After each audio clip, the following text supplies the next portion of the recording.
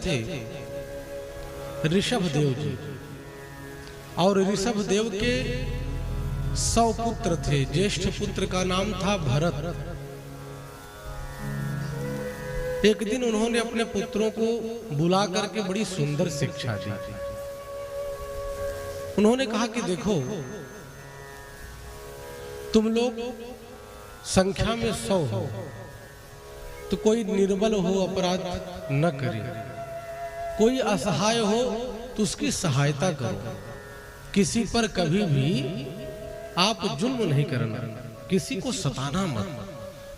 बड़ी सुंदर शिक्षा दी कि बेटा जीवन का सार क्या है। कि नायं देहो देह भाजाम त्रिलोके, कष्टान कामान अर्हते वीर भुजांगे, तपो दिव्यम पुत्र कायेन शत्वम, शुद्धि दस्मात् ब्रह्म शौचम त्वनन्तम्। आइए हम सभी बहुत एकाग्रचित्त होकर के इस उपाख्यान का दर्शन करते हैं। ऋषभ देव जी ने कहा कि बेटा यह जो मानव तन है, मानव का जीवन है, इसमें हम सुख ढूंढते हुए पूरा जीवन नष्ट कर देते हैं, लेकिन सुख मिलता नहीं है। जब हम लोग कच्चे घरों में रहा करते थे तो परिकल्पना करते थे एक हमारा भी सुंदर दिव्य मकान हो जाए, और भगवान की कृपा से मकान भी हो गया तो क्या हम सुखी हुए? फिर प्रभु से कहते हैं कि प्रभु एक बढ़िया 4 व्हीलर गाड़ी भी हो जाए, जिससे कहीं आना जाना हो तो हम जा सके, और प्रभु की कृपा से आपके पास वह साधन भी हो गया, तो क्या हम सुखी हुए? उसके बाद फिर इच्छाएं जगी कि बाजार में अपना भी एक दुकान हो, बड़ा एक शोरूम हो अपना। तो ऋषभ देव जी कहते हैं कि कामनाओं का अंत नहीं। अगर पूछा जाए कि हम कब सुखी हुए, मकान मिला, दुकान मिला, साधन मिला, मान सम्मान मिला, सब कुछ मिला, क्या हम सुखी हुए? उसके बावजूद हम सुखी नहीं हुए। तो कहा कि बेटा मानवतन का जो यह है, नायम देहो देह भाजाम त्रिलोके, सब कुछ मिला, लेकिन प्रभु की कृपा से शरीर में कोई रोग हो गया। कष्टान कामान अर्हते वीर भुजांगे, प्रभु की कृपा से मकान, दुकान, और पता चला कि यहाँ तो मकान ही है, लखनऊ में, मुंबई में, चारों तरफ आपका ही, हर जगह आपके प्लॉट, लेकिन उसके बावजूद यदि शरीर में कोई रोग हो गया तो कहा कि हम सुखी कब हुए?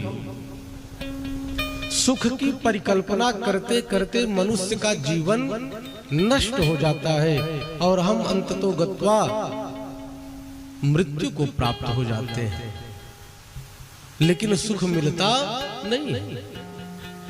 तो असली सुख क्या है? तो कबीरदास जी से किसी ने पूछा, महाराज आपके हिसाब से सुख क्या है? तो उन्होंने कहा कि भाई कि कबीरा सब जग निर्धना, धनवंता नहीं कोई, धनवंता सोई जानिए, जाको राम नाम धन हो। कहा सुखी कौन? जिसने राम नाम रूपी संपत्ति को इकट्ठा किया। लोग कहते हैं भैया कुछ सत्कर्म कर लो, यही साथ में जाएगा, यहां से जो मिला है सब यहीं पर रह जाएगा। तो कबीरदास जी ने कहा सारा जग निर्धन है, मेरे हिसाब से धनवान तो वही है जिसने राम नाम रूपी धन को जमा किया।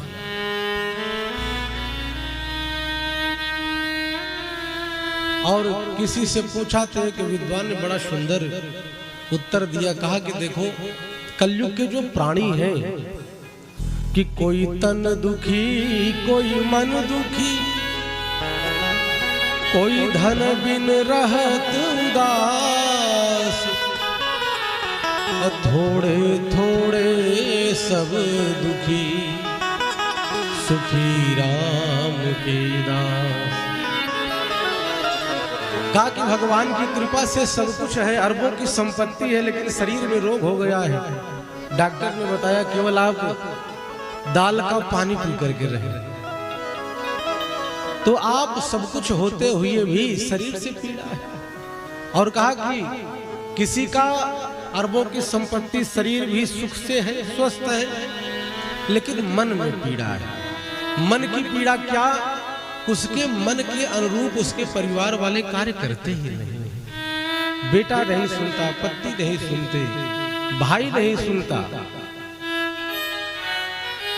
पिताजी कुछ चाह रहे हैं, बच्चा कुछ करता है। और मैं मोबाइल पे एक स्टेटस देख रहा था, क्या बताऊं आपको, उस पे ऐसी बात लिखी थी, कई दिन तक चिंतन चलता रहा।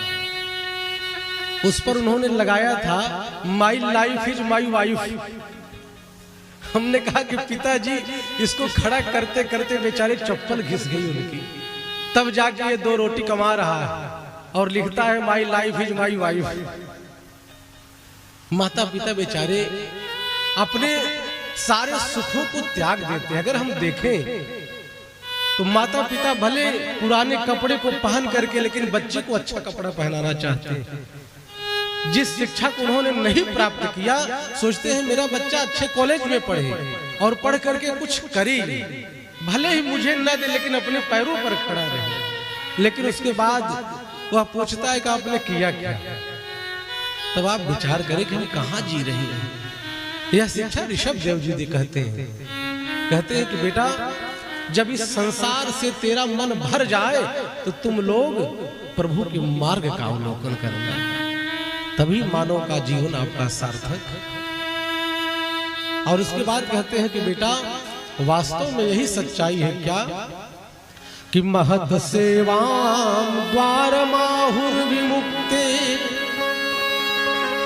स्तमोद्वारम योषिताम संगी संगम, महान्तस्ते समचित्ता प्रशांता, विमन्यवः सुहृदः साधवो।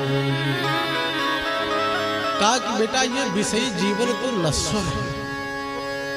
अगर मानव का तन हम पाए हैं, केवल 84 लाख योनियों में मनुष्य ही एक ऐसा प्राणी है जिसको सत्य और असत्य का ज्ञान है।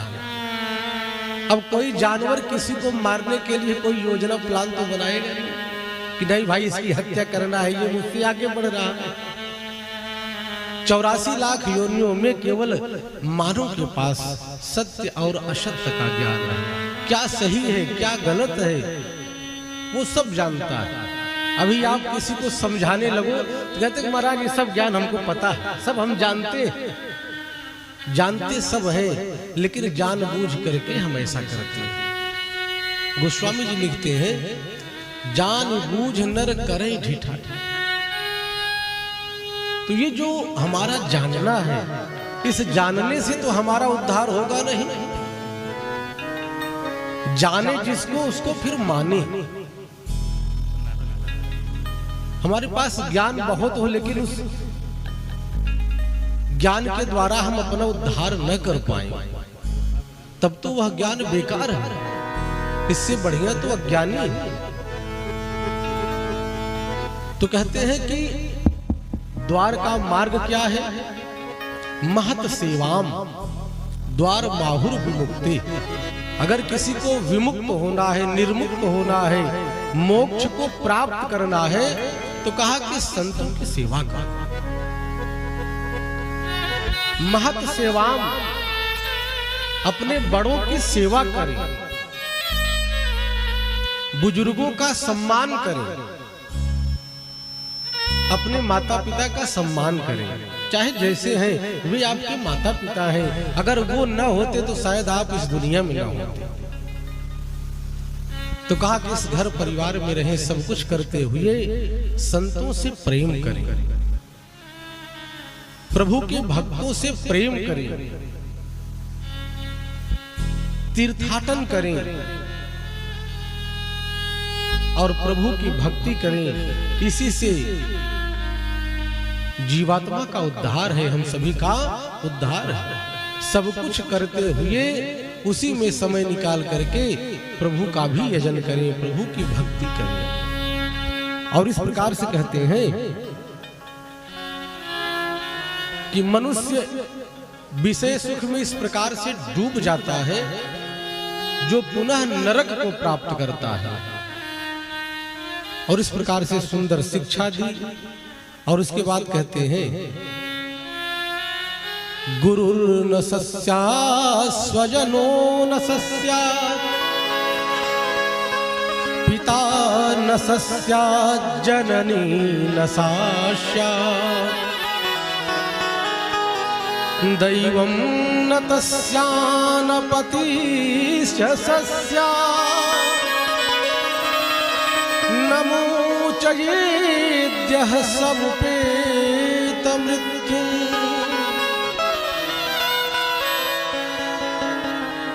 कहा कि जो अपने प्रिय संबंधी को भगवत भक्ति का उपदेश न करे, और कम से कम यदि आपके पास ज्ञान है तो अपने सगे संबंधियों को भगवान की चर्चा सुनाओ, भक्तों के चरित्रों को सुनाओ। ऐसा उपदेश करो कि उनका जीवन धन्य हो जाए, कृतार्थ हो जाए। मानव तन मिलना बहुत दुर्लभ है, कम से कम इसकी सार्थकता बढ़ जाए। और इस प्रकार से आचार्य श्री शुकदेव जी कहते हैं, कहा कि जो काल का फांसी है, बड़ा सुंदर उदाहरण देते हैं। कहा जैसे मान लो कि कोई विशाल अजगर अपने विशाल मुख को खोल करके बैठा हो और कोई व्यक्ति उस अजगर के मुख में बैठा है, तो उससे पूछो कि भैया तुम जीवित कब तक, तो यही कहेगा कि भैया जब तक अजगर अपने मुख को बंद न कर ले। अब अजगर अपने मुख को कब बंद करेगा इसकी कोई गारंटी नहीं। तो कहा कि यही गति हम सभी की, काल रूपी अजगर के मुख में हम सभी बैठे हुए। कब कौन काल का गाल बन जाए, कौन सा क्षण कौन सा पल हमारा अंतिम हो जाए, किसी को विदित नहीं है। तो श्री शुकदेव जी कहते हैं कि हे राजर्षि परीक्षित, हमको भगवान के चरित्रों का, भगवत भक्तों का, संतों का आश्रय ग्रहण करना चाहिए। और इस प्रकार से उपदेश करते हुए कहा कि ब्राह्मण के 8 गुणों का वर्णन किया। ब्राह्मण पूजनीय क्यों है? ब्राह्मण इसीलिए पूजनीय है क्योंकि धरती पर जितना त्याग ब्राह्मणों ने किया है उतना त्याग किसी ने नहीं किया है। ब्राह्मण सबको लेकर के चलने वाला है। ब्राह्मणों के भीतर दया होती है, करुणा होती है। महर्षि दधीची जब देवासुर संग्राम में वृत्तासुर से देवराज इंद्र पराजित हुए तो महर्षि दधीची से जाकर के उनका शरीर मांगा। अब अपने शरीर का दान कौन कर सकता है, लेकिन महर्षि दधीची ने देवताओं के कल्याण हेतु अपना शरीर दान दे दिया और उनकी हड्डियों से वज्र बना जिनके द्वारा वृत्तासुर मारा गया। और ऐसे अनेकानेक ब्राह्मण हुए जिन्होंने अपना बलिदान दिया, इस राष्ट्र के प्रति समर्पित रहे। तो कहते हैं कि ब्राह्मण के 8 गुण हैं। ब्राह्मण के पास पहला गुण कहते हैं सम, और दूसरा गुण कहते हैं दम, और तीसरा गुण सत्य, चौथा गुण दया। ये ब्राह्मण के गुण। और कहा कि तप, ये भी ब्राह्मण का गुण है। तप ब्राह्मण का जीवन इतना आदरणीय क्यों है, पूजनीय क्यों है? क्योंकि ब्राह्मण तप करता है। ब्राह्मण तपस्वी होते हैं। तो सम, दम, सत्य, दया, तप, तितिक्षा, ज्ञान, ये ब्राह्मण के आभूषण है। और इस प्रकार से अपने पुत्रों को एक लकड़ी उठा करके दिया, कहा कि बेटा इसको तोड़ करके दिखाओ। लकड़ी को तोड़ दिया, 2 खंडों में हो गया। और फिर दोनों लकड़ियों को दिया, कहा इसको तोड़ो, तो उसके 4 टुकड़े कर दिए। कहा कि बेटा इसको, फिर 8 टुकड़े हुए, फिर 16 टुकड़े। फिर बच्चों ने कहा कि पिताजी लकड़ी नहीं टूटेगी। तो कहा कि बेटा इसी प्रकार तुम 100 भाई सदैव एक साथ रहना, एक साथ रहोगे। एकता में इतना बड़ा गुण है, तुम लोगों के साथ अन्याय कोई नहीं कर पाएगा, सदैव विजयी रहेंगे। सभी लोग मिल करके रहना। कितना बढ़िया गुण दिया, क्या संस्कार दिया कि बेटा सदैव मिल करके रहो। जो बड़ा है उसको तो परमात्मा ने बड़ा भाई बना करके भेजा ही है भाई। बड़ा भाई पिता के न रहने पर पिता के सदृश ही है। और भाभी तो मां के समान है। जिस समय राघवेंद्र सरकार सीता जी का हरण हुआ, तो राम जी जब लक्ष्मण समुझाए यही भांति, पूछत चले लता तरुपाती, हे खग मृग हे मधुकर श्रेणी, तुम देखी सीता मृग ने। विकल होकर के, व्याकुल होकर के, आतुर होकर के सीता जी को खोज रहे थे। और आगे जाने पर सीता जी के जब आभूषणों को पाया है राम जी ने, तो कहा कि भैया लक्ष्मण तू देखिए क्या तेरे भाभी का है। तो धन्य है लक्ष्मण जी। लक्ष्मण जी ने कहा कि भैया सत्य बताऊं, मैंने भाभी के चेहरे को आज तक देखा ही नहीं। वो जब चलती है तो उनके मैं चरण देखता हूँ, तो मैं क्या बताऊं कि उनके ये गले का आभूषण है कि ये कर्णफूल है। क्या आदर्श था। अगर लक्ष्मण जैसा भाई न होता, भरत जैसे भाई न होते, तो राम का रामत्व स्थापित नहीं हो पाता। राम का रामत्व स्थापित न होता। तो परमात्मा ने ही बड़ा बनाया है, तुम छोटा कैसे बना दोगे। इसीलिए कुछ समय पहले मैं तो सुनता था, हमारे बाबा जी ने, उन्होंने कहा कि बेटा पहले ज्येष्ठांश लगता था, जो जेठ लड़का होता था उसको ज्येष्ठांश मिलता था। ये सनातन धर्म की परिकल्पना है, ये व्यवस्था थी। वो बुजुर्ग पागल नहीं थे, वो समझदार थे, पढ़े लिखे थे। तो इस प्रकार से अपने ज्येष्ठ पुत्र भरत जी को राज्य गद्दी सौंप दी, और ऋषभदेव जी बेचारे पागल की भांति रहने लगे, क्योंकि लोगों की बड़ी भीड़ इकट्ठा होती थी कि बाबा जी मेरे विषय में बताओ मैं क्या करूं। तो उन्होंने कहा अगर बताने के चक्कर में फंस गया तो मेरा जीवन गर्त में चला जाएगा, बेकार हो जाएगा। तो वो चले गए, और भरत जी कुछ दिन तक तो राज्य किया। उसके बाद मन में ऐसा वैराग्य जगा, अपने भाइयों को राज्य का सुख प्रदान करते हुए भरत जी जंगल चले गए। और वहां जंगल में सरस्वती नदी के तट पर भगवान का अहर्निश भजन करने लगे।